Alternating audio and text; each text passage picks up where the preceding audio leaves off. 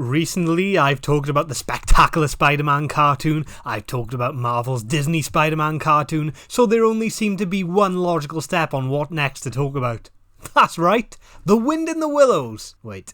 At 2003's Spider-Man, the new animated series. It's quite a dated name actually because it's pretty old now. Established vaguely within the continuity of Sam Raimi's first Spider-Man film, but not the second and definitely not the third. This CGI-driven retelling from MTV shows a college-aged Peter Parker navigating through his relationships with Harry Osborn and MJ while fighting crime as Spider-Man. Due to not being shown on a children's channel like previous iterations, there's a comparatively notable lack of restriction in the storytelling, and while occasionally that potential is slightly squandered, in general it is productively used by the writers. This mature approach allows full exploration of themes like death and general consequence, and creates an incredibly original sense of identity without abandoning the fundamentally important features of the story. For example, in spite of the more grounded and serious tone, Spider-Man himself is as comical and sarcastic as those familiar with the character expect him to be. The show carefully displays the ways in which Spider-Man's duties negatively impact the life of Peter Parker, and their commitment to this essential aspect really does encourage a lot of audience sympathy. Among other examples, this is depicted expertly in the episode Royal Scam, which also features Michael Clarke Duncan reprising his role as Kingpin. I mean, none of us wanted the Daredevil film to be his last appearance in that role, did we? The voice acting in general is a strong asset of the show, with Neil Patrick Harris in the lead subtly but noticeably altering his performance between his scenes as Peter Parker and his scenes as Spider-Man.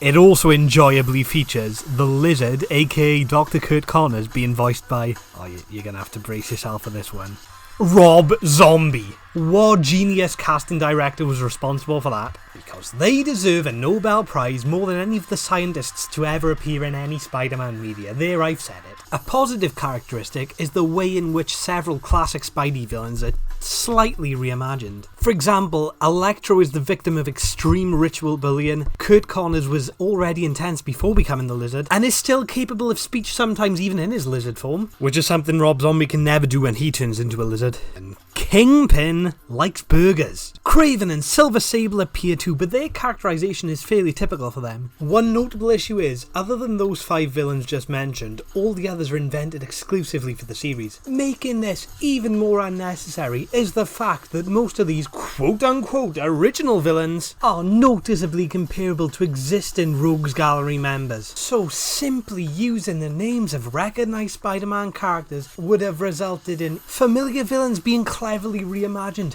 which is something that the show had already shown itself to be capable of doing. Now, there are audiences who dislike the show on that sole basis, and while it's definitely a negative point for me too, I think dismissing it on that reason alone is pretty unfair. I mean, only a few of my real-life enemies appeared in Spider-Man comics. Most appeared in Batman comics, but I don't hate my life on that basis. I suppose I do a bit. God, life is so cruel.